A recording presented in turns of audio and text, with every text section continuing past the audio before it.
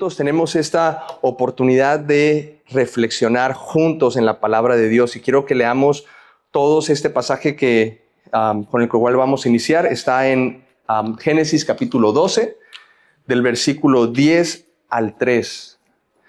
Así que puedes acompañarme en tu Biblia o en las pantallas también va a estar. Y este va a ser el pasaje, vamos a estar de hecho revisando desde el 10 hasta el 20.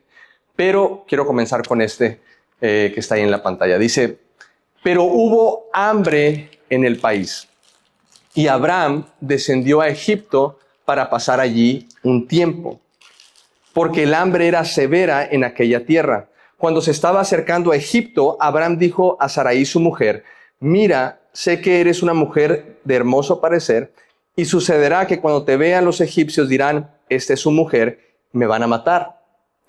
Pero a ti te van a dejar viva. Di por favor que eres mi hermana para que me vaya bien por causa tuya y para que yo viva gracias a ti. Ok, pusimos atención en este pasaje, que nos lo imaginamos cómo estaba el escenario, todo eso. Bueno, este pasaje nos da la entrada al tema que vamos a estar dándole continuidad el día de hoy. Las semanas pasadas, específicamente la semana pasada, iniciamos esta serie titulada El proceso de la bendición. El proceso de la bendición. Porque al arrancar el año, comenzamos aprendiendo cómo vivir vidas bendecidas. Cuáles son los principios que la Escritura nos da que nos van a permitir poder vivir vidas bendecidas. Ahora, en esta serie, el proceso de la bendición, lo que estamos tratando de aprender y descubrir es cómo esos principios se aplican en nuestra vida. Digo, tú y yo podemos aprender muchos principios, pero si esos principios se quedan aquí en nuestra mente y no los aplicamos en nuestra vida, ¿de qué van a servir? Es la aplicación lo que trae un resultado, el resultado deseado. Bueno, cuando pensamos en la bendición de Dios, tú y yo pensamos en las cosas buenas que Dios nos da. Cuando tú y yo hablamos de bendición, pensamos en el favor, pensamos en el cuidado, en la protección, en la gracia, en los favores que Dios derrama sobre nuestras vidas. Pero no siempre pensamos en el proceso de cómo eso se ve de una manera real en nuestra vida en el día a día. Tú y yo a veces pensamos que la bendición de Dios es algo que solamente cae así como, ¡ay! Me cayó la bendición de Dios. En el día a día, Dios tiene procesos por el cual Él nos atraviesa para que podamos experimentar ese favor de Él en nuestra vida. La Biblia ciertamente nos enseña que sus planes para nosotros son buenos, que son de bienestar y no de calamidad. O sea, que Dios desea cosas buenas para nosotros. Pero hay un proceso, di conmigo, proceso. Y no siempre estamos conscientes de ese proceso. Bueno, la historia de Abraham, por eso la escogí para esta serie titulada El proceso de la bendición, porque es un ejemplo claro de cómo se ve la bendición de Dios en el día a día. Porque junto con la bendición de Dios también vienen desafíos, también vienen procesos, vienen circunstancias, vienen problemas que enfrentamos, vienen calamidades y todo eso es parte de la bendición de Dios. Porque la bendición de Dios no solamente es algo que Dios nos da, la bendición de Dios es algo que Él hace en nosotros. La semana pasada aprendimos o descubrimos en la vida de Abraham cómo Dios le da una promesa de bendición y le dice, Abraham, yo te quiero bendecir y no solamente eso, quiero usarte como un instrumento de bendición para las personas, para todo el mundo de hecho. Pero para eso hay algo que se requiere de ti. Tú tienes que ser obediente. Tienes que salir de este lugar donde estás y tienes que ir a un lugar donde yo te voy a enviar. ¿Se acuerdan de esa parte? Okay. Abraham, el gran hombre de fe, el padre de la fe, no obedece inmediatamente. No obedece en primera instancia. ¿Por qué? Porque la fe es un proceso. Y no siempre acertamos en el proceso. A veces fallamos en el proceso. A veces queremos hacer las cosas, pero nos da miedo hacer las cosas también. A veces queremos confiar, pero la duda es más grande. A veces queremos tomar buenas decisiones, pero no estamos bien informados y tomamos malas decisiones. A veces no obedecemos completamente. Ese fue el ejemplo de Abraham.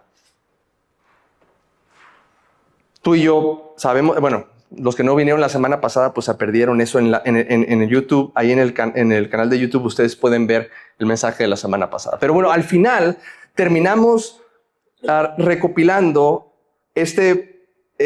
o llegando a esta conclusión que está en Génesis 12:4, que dice: entonces Abraham se fue tal como el Señor le había dicho, después de varios desafíos y varias cosas que tuvo que atravesar, tiempo perdido, se detuvo en un lugar donde no tenía que detenerse, pasó tiempo ahí, se llevó gente que no tenía que llevarse, etc. Pero al final, tal como el Señor le había dicho, Abraham salió con Lot de Harán, ¿ok? Y tenía 75 años cuando salió de ahí. Entonces finalmente Abraham llega a donde tenía que llegar. ¿Y dónde era ese lugar? Era un lugar geográfico, una tierra llamada Canaán, ¿ok? Y él llega a Canaán por instrucción de Dios, después de haberle batallado en obedecer a Dios, de haberle batallado en confiar en Dios. Llega a Canaán, donde Dios le había prometido que lo iba a bendecir, y lo primero que enfrenta en Canaán, ¿qué es? Lo leímos al principio. ¿Qué enfrenta? Hambre, una hambruna en Canaán. Enfrenta una crisis, un problema, un desafío. Y eso es importante porque quiero que entendamos por qué Abraham estaba en Canaán. Está en Canaán porque Dios lo envió ahí. Porque Dios le dijo que ahí él lo iba a bendecir, y llega y lo primero que encuentra, ¿qué es? Hambre, un problema, una crisis, un desafío. Y eso en nuestra mente nos causa un poco de conflicto. A lo mejor no tanto en la historia de Abraham, pero ¿qué tal en nuestra historia? Cuando damos pasos de obediencia a Dios, según como Dios nos instruye o su palabra nos instruye, y de repente nos enfrentamos con desafíos como este. Y nos preguntamos, ¿por qué me está pasando esto? Si estoy obedeciendo a Dios o estoy tratando de hacer las cosas bien, si estoy tratando de ordenar mi vida y estoy tratando de dar pasos en la dirección correcta, ¿por qué estoy enfrentando esto? Preguntas que Abraham también se pudo haber hecho a él mismo. Estaba mejor donde estaba, allá en Harán, allá en Ur, donde yo vivía. Ahí había abundancia, ¿se acuerdan? Lo platicamos la semana pasada. Ahí había estabilidad. Allá no había hambre, no había escasez, no había carencia. Y ahora estoy aquí porque Dios me envió aquí y estoy atravesando esta situación. Y el peligro es que en esos momentos de crisis o de problemas, lo primero que surge en nuestra mente es la duda de ¿dónde está Dios? Pero las crisis o las pruebas no son una señal de que Dios no está, sino es una evidencia de que Dios está trabajando en nosotros.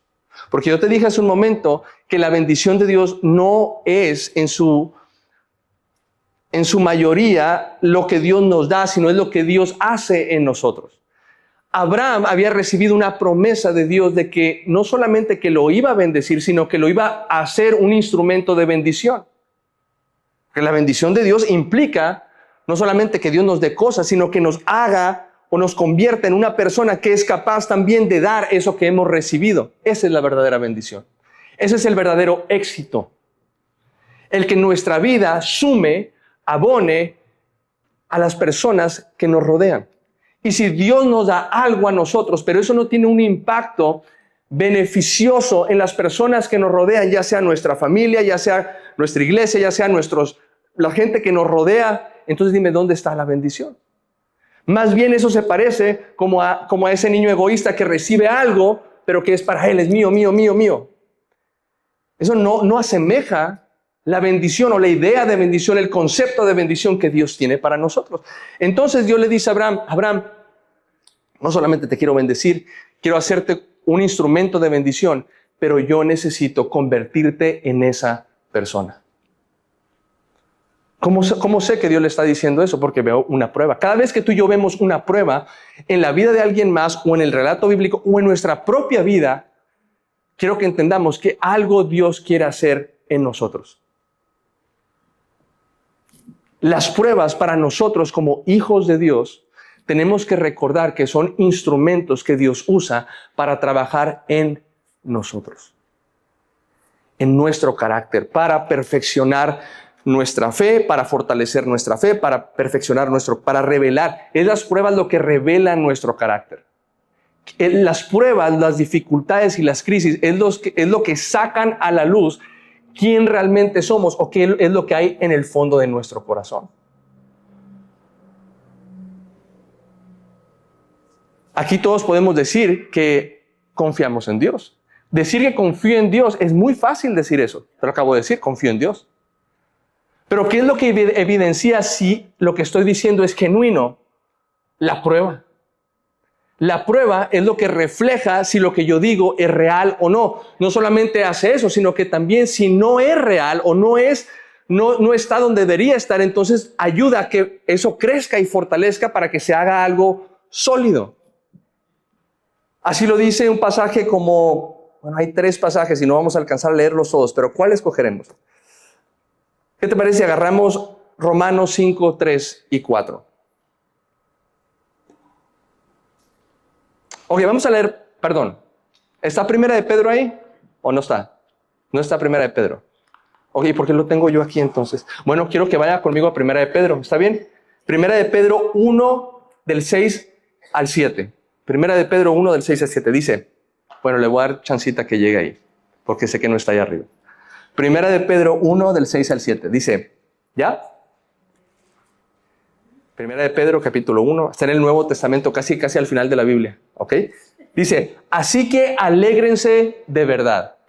Piensen en alguien alegre, en alguien que tiene gozo, alegría. Alégrense de verdad. Les espera una alegría inmensa, aún cuando tienen que soportar muchas pruebas por un periodo breve de tiempo. Estén alegres porque hay una recompensa enorme, pero en el presente ustedes por un periodo breve tienen que enfrentar pruebas. Di conmigo, pruebas. Pruebas. ¿Estás hablando de qué? De problemas. Está hablando de crisis, como lo que Abraham estaba enfrentando y como lo que tú y yo enfrentamos. Estas pruebas, dice el versículo 7, demostrarán que su fe es auténtica. Está siendo probada de la misma manera que el fuego prueba y purifica el oro. ¿Cómo se purifica el oro? ¿Cómo se prueba? Pues metiéndolo en un horno, donde el horno derrite el oro y las impurezas salen a la parte de arriba. Ahí siempre habían estado esas impurezas, pero tú no lo puedes ver hasta que lo derrites, hasta que lo purificas. Y entonces el artesano, el joyero, remueve esas impurezas para hacerlo más puro. Pero ¿cómo sale esa impureza a la luz? Si no es a través de la prueba del fuego. Y lo que está diciendo el apóstol Pedro es, su vida no es muy diferente a eso. Dios utiliza las pruebas para sacar lo que hay realmente en nuestro corazón. No con la intención de destruirnos, no con la intención de castigarnos, sino con la intención de obrar en nosotros, de llevarnos en un proceso de progreso en la madurez. Esas pruebas sacan a la luz lo que no está bien, y si tú y yo reaccionamos correctamente ante la prueba, entonces Dios puede remover eso y purificarnos, perfeccionarnos. Dice, la fe de ustedes es mucho más valiosa que el oro mismo. Entonces su fe, al permanecer firme en tantas pruebas, les traerá mucha alabanza, gloria y honra en el día que Jesucristo sea revelado. No hay nada en esta vida que tú y yo alcancemos, logremos, compremos, ahorremos, que vaya a traer gloria, honra, ¿y qué más dice? Y alabanza en el día final de nuestra vida, solamente la obra que Dios haga en nuestro carácter, en nuestro corazón. Si no hay nada aquí adentro, si no hay un progreso, una madurez en nuestro corazón, en nuestro carácter, ese día no va a haber nada que vaya a traer gloria, honra y alabanza. Y por eso Dios está interesado en eso, en nosotros. Pero yo sé que la prueba no nos gusta. La prueba, de hecho, lo relacionamos con algo negativo cuando se trata de nuestra vida. Pero tú y yo sabemos y entendemos que la prueba es lo que demuestra que algo o que alguien es confiable. Yo no quiero comprar un carro que nunca ha sido probado. Yo compro un carro, y si yo compro un carro, yo espero que el que lo creó haya probado ese carro para saber que es seguro ese carro, que funciona ese carro bien, que es confiable. ¿Verdad? Tú y yo no nos vamos a subir a un avión, más bien nos subimos a un avión esperando y confiando que los que construyeron ese avión hicieron pruebas, lo probaron. No queremos que se caiga a mitad del vuelo, ¿verdad? Y nosotros allá arriba. Tiene que ser confiable. Nosotros valoramos la confiabilidad. Pagamos por la confiabilidad. Pero ¿cómo algo es confiable o se demuestra confiable si no es probado? Ahora, Dios no solamente quiere, cuando hablamos de bendición familiar, tenemos que entender, Dios no solamente dijimos es algo que Él quiere darnos, es algo que Él quiere hacer a través de nosotros. Pero ¿cómo puede saber Dios que nosotros somos confiables para que Él deposite en nuestras manos lo que Él quiere depositar y podamos ser buenos administradores y hacer buen uso de eso? ¿Cómo puede Dios saber que nosotros somos confiables? A ver, de este lado, acá ya se durmieron, pero de este lado mejor sí. ¿Cómo le hace Dios? ¿Cómo? A través de la prueba. Por eso dice el pasaje, alégrense cuando están en las pruebas. O sea, no nomás se quejen y se lamenten y digan, ay, pobre de mí, estoy en la prueba. No, es parte del proceso. Ahora, la prueba en sí, familia, no hace o no trae el resultado que tiene que traer. Los problemas no nos hacen mejores solamente por atravesar los problemas. La clave no está en la prueba en sí mismo, sino cómo respondemos a la prueba. Tú puedes ir a la escuela y tomas la prueba y la repruebas y te vas a quedar donde mismo. Y la vuelves a tomar y tienes que pasar la prueba para poder avanzar. Bueno, en este sentido, tú y yo no solamente es atravesar la prueba, sino es atravesarla correctamente. La prueba, no hay nadie que pueda evitar esas pruebas. En este mundo vamos a tener pruebas. Va a haber dificultades y va a haber adversidades. Los buenos, los malos, los que creen en Dios, los que no, los que están cerca de Dios, los que están lejos de Dios. Todos, hombres, mujeres, todos vamos a enfrentar pruebas. La pregunta es, ¿cómo vamos a responder a esas pruebas? Y nomás hay una respuesta correcta delante de la prueba, de acuerdo a la Escritura. Y esa tiene que ver la dirección en la que vamos cuando viene la prueba, o en la que nos movemos cuando viene la prueba. Ok, un momento de crisis siempre nos va a llevar a movernos en alguna dirección. Si ahorita empieza a temblar aquí, se empiezan a mover las bocinas y las luces y todos van a salir corriendo. No hay nadie en este lugar que va a quedarse sentado en su lugar así, como están ahorita sentados. Nadie se va a quedar así. ¿Por qué? Porque un momento de crisis te lleva a moverte. Entra un perro bravo ladrando ahorita por ahí por la puerta y todos vamos a correr porque nadie quiere que lo muerda el perro. Un momento de crisis implica movimiento, te va a llevar a moverte. La pregunta es, ¿en qué dirección vas a correr? Esa es la respuesta correcta a la prueba, de acuerdo a la Escritura, es que tú y yo corramos en la dirección correcta y esa dirección es Dios. Proverbios 18:10 dice lo siguiente. El nombre del Señor es una fortaleza firme. O sea, piensa en lo que implica o lo representa una fortaleza, especialmente en ese tiempo, para la gente que está escuchando este mensaje de primera mano, en la antigüedad, ¿qué era una fortaleza? La fortaleza era donde la gente iba a refugiarse.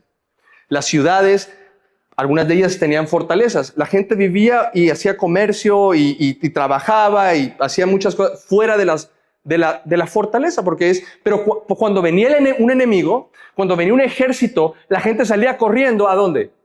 A la fortaleza.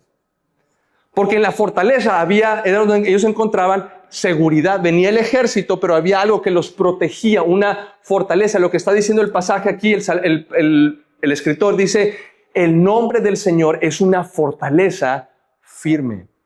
¿Y quién corre en una fortaleza? ¿Cuándo corres a una fortaleza?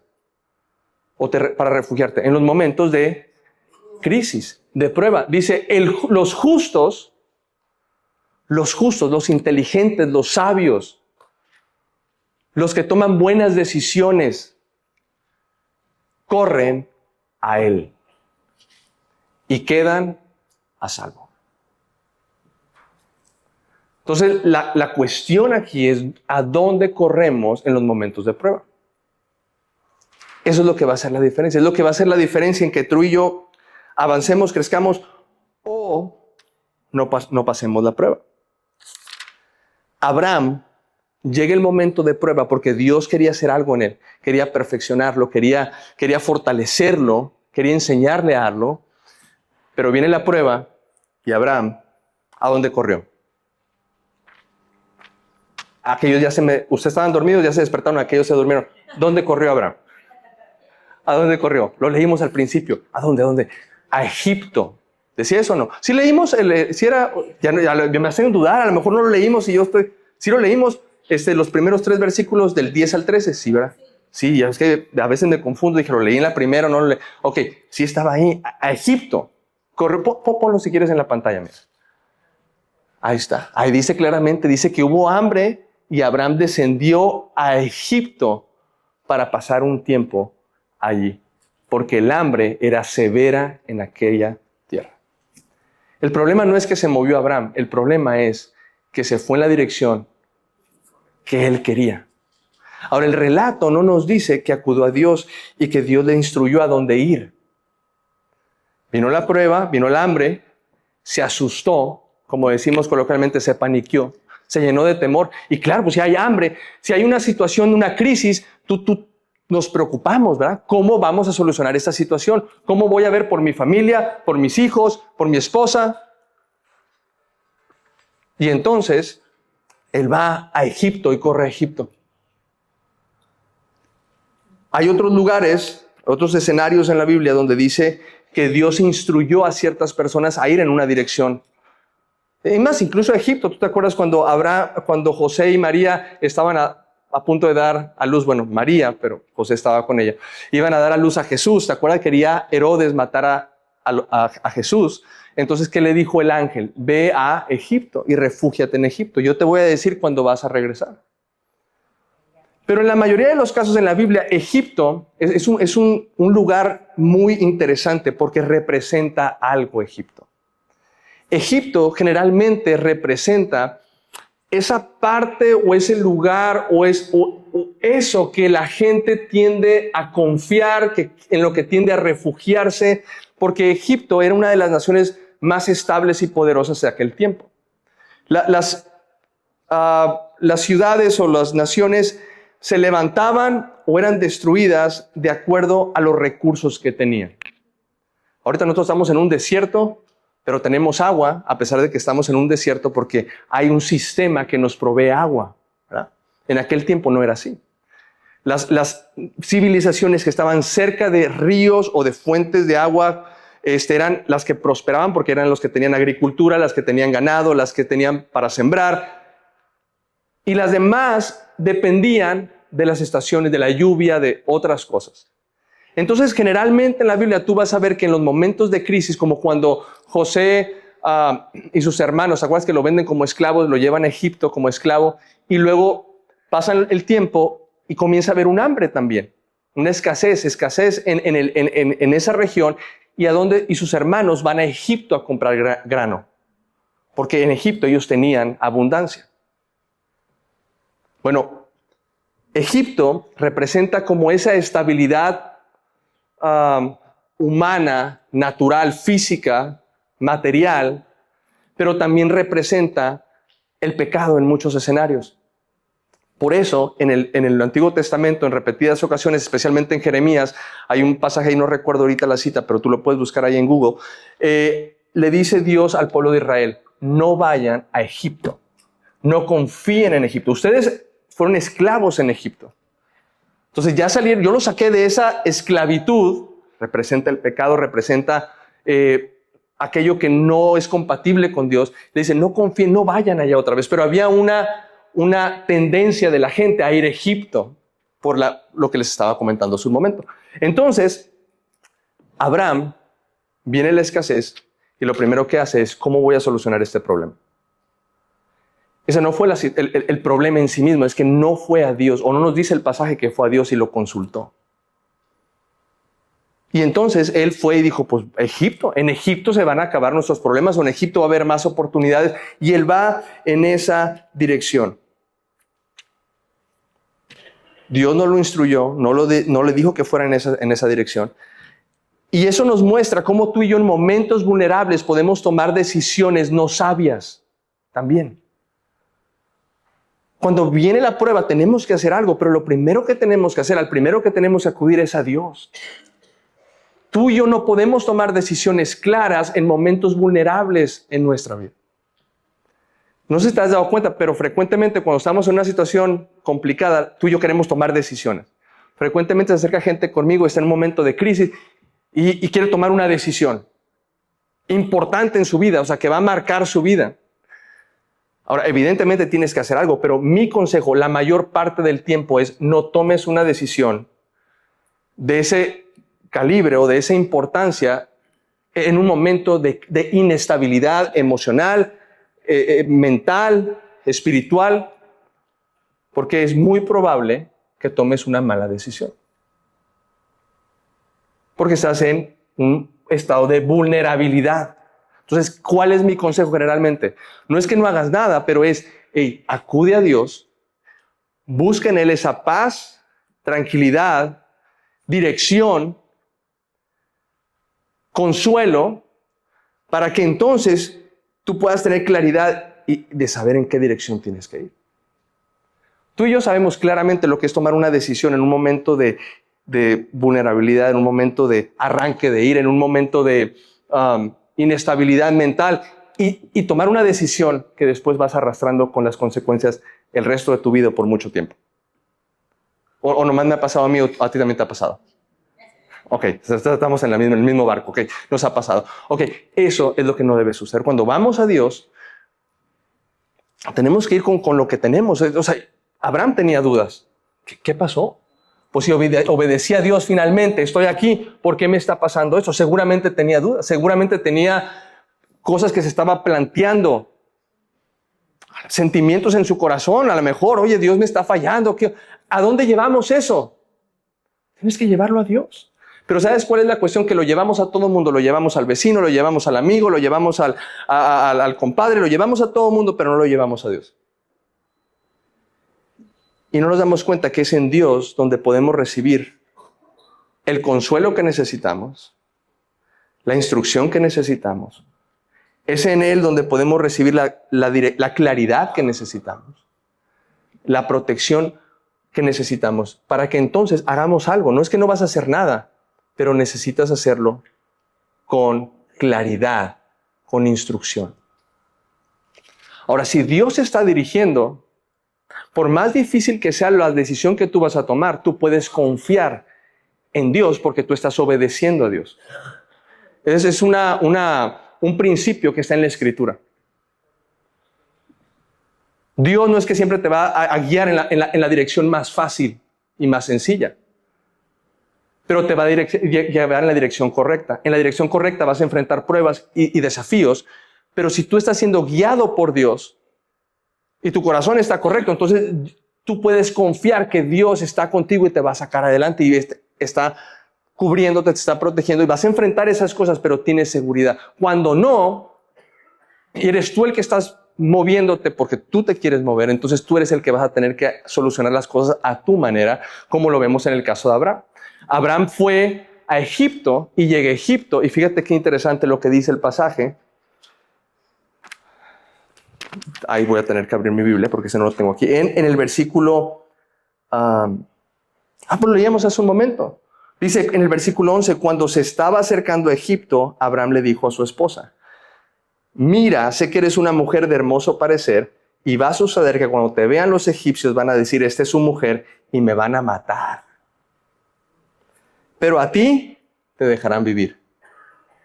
Entonces di por favor que eres mi hermana para que me vaya bien por causa tuya y para que yo viva gracias a ti.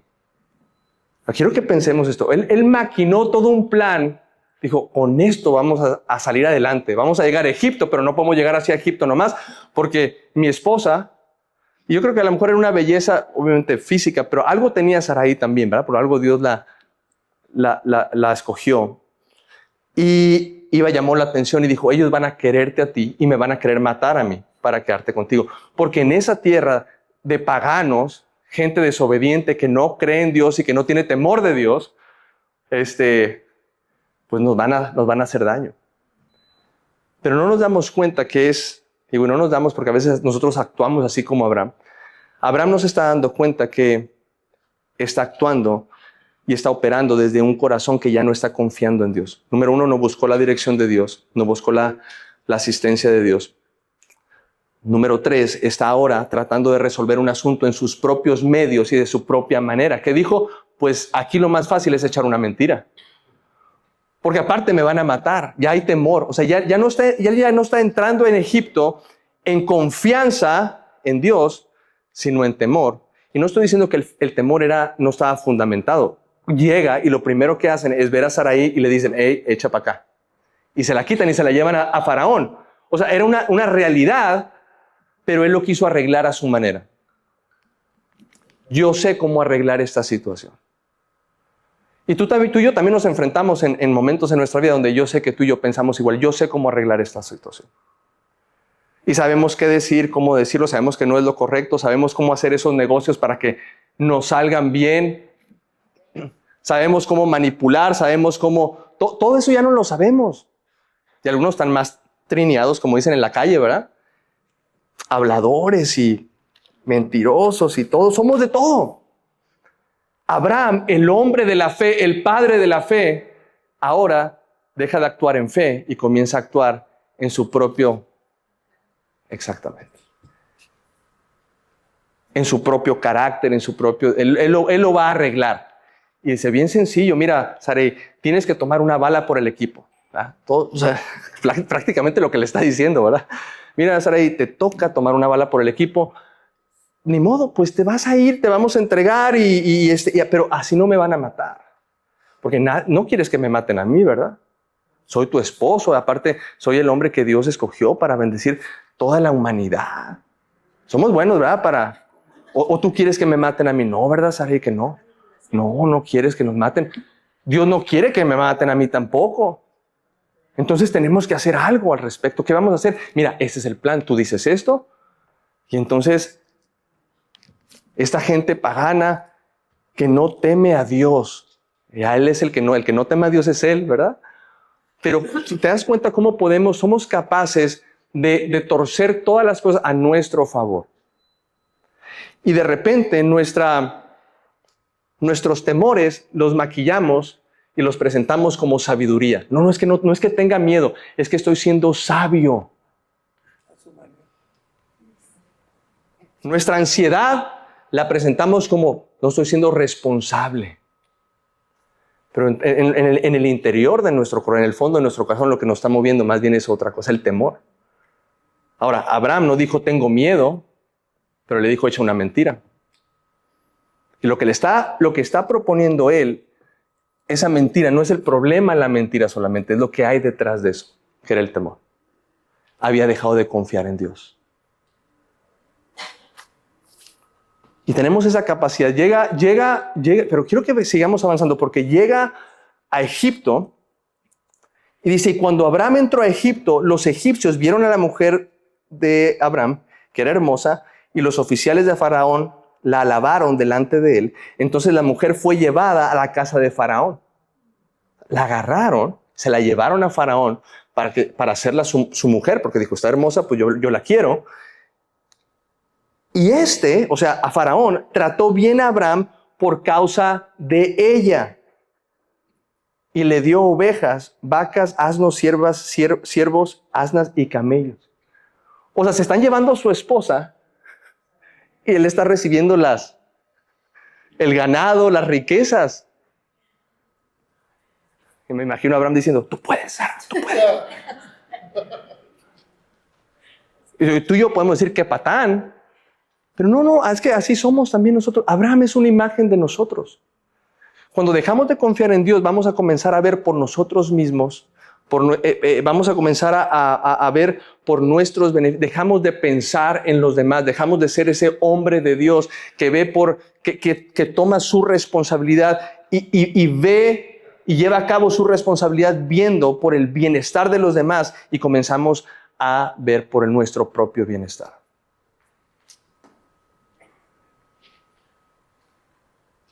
Esa es una señal de que hemos dejado de confiar en Dios, de que nos hemos desconectado de Dios. Empieza a recibir todo ese... No tenía nada. Fíjate qué interesante. Viene de un lugar donde no, de hambre, de escasez, no tiene nada. Llega a Egipto, echa una mentira, movido por el temor en su corazón, y recibe riqueza. Y yo me imagino a Abraham diciendo, qué inteligente soy.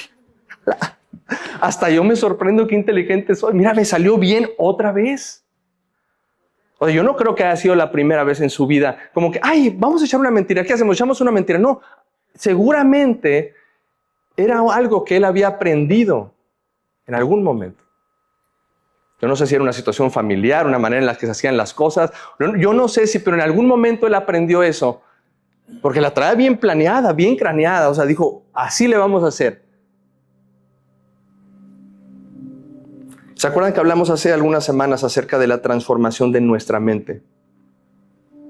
Nuestro cerebro tiende a pensar en el peor escenario posible. Siempre. Y ese es un método, un mecanismo de defensa que está puesto en nosotros. O sea, Dios nos formó de esa manera. Y que es lo que nos mantiene vivos. Es lo que hace que no te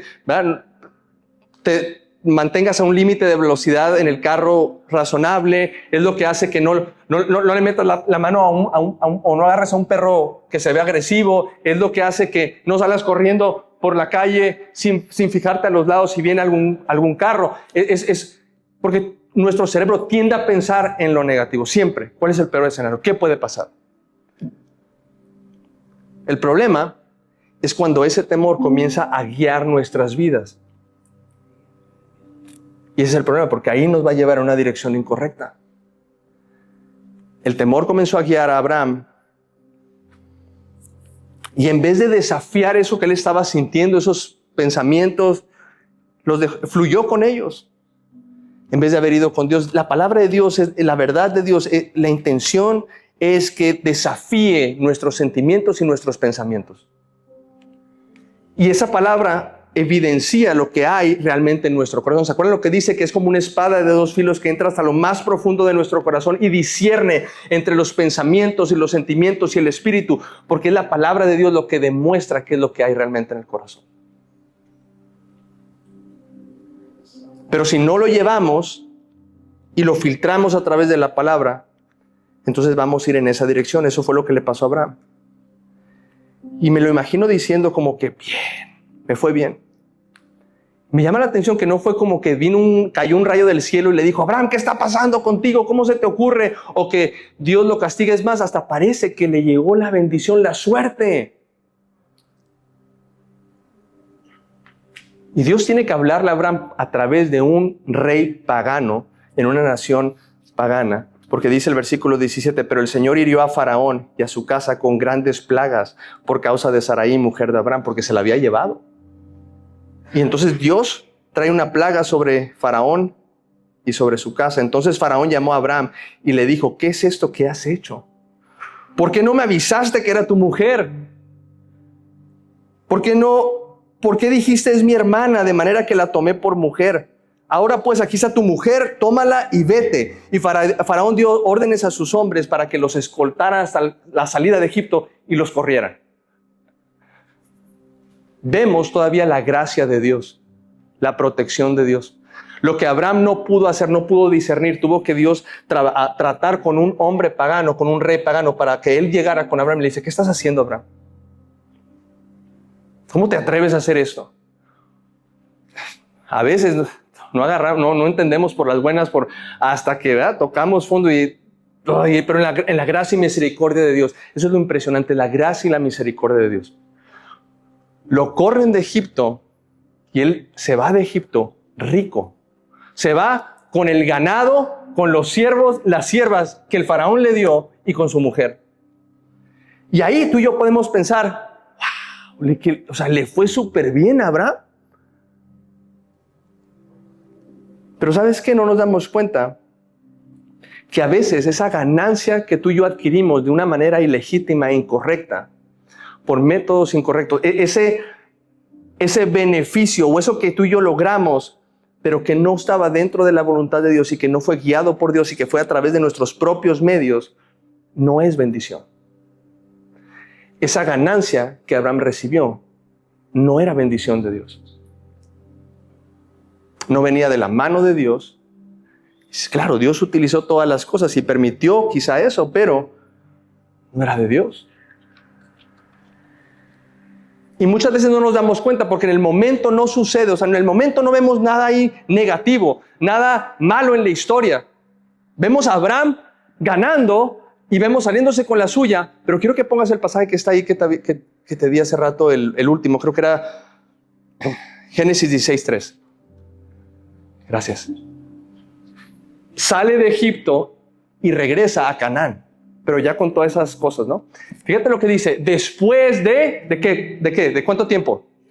10 años. No dijo un día después, una semana después, después de 10 años de habitar Abraham en la tierra de Canaán, después de que lo habían corrido de Egipto.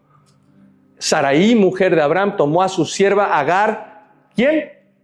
La egipcia, y se la dio a su marido, Abraham, por mujer.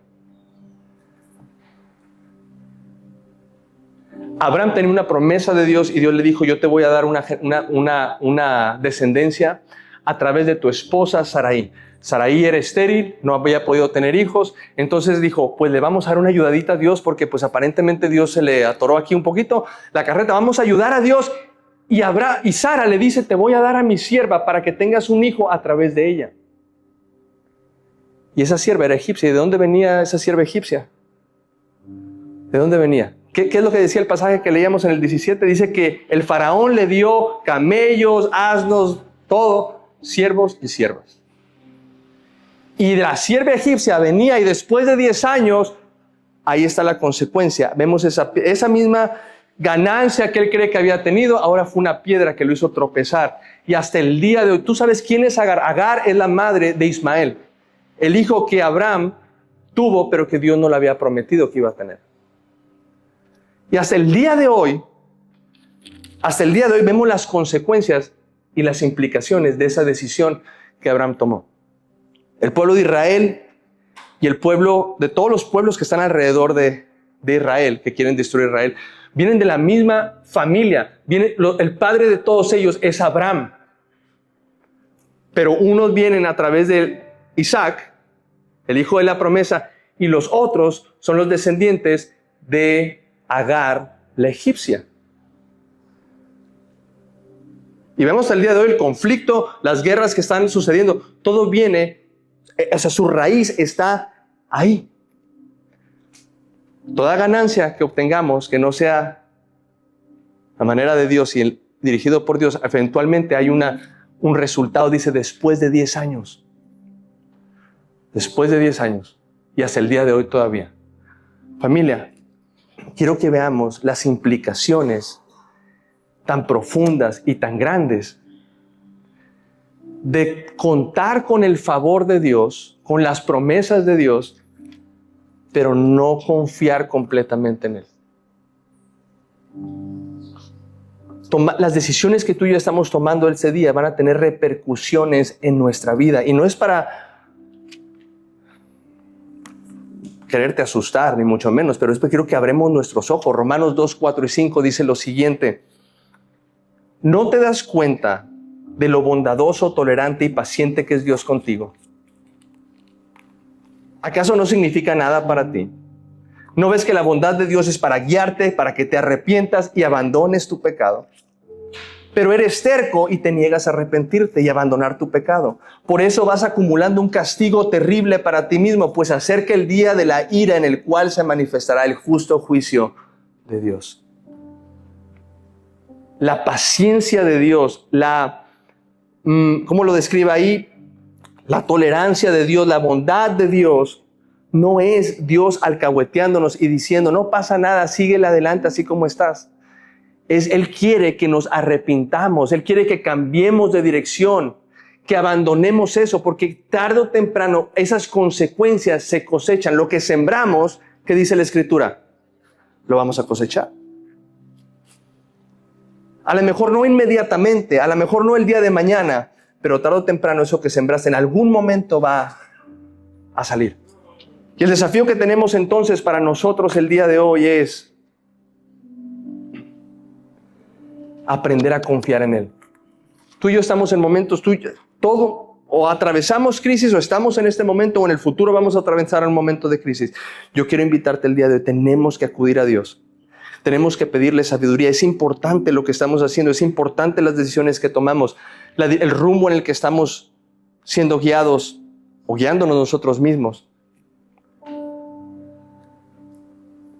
Porque Dios quiere bendición para nosotros.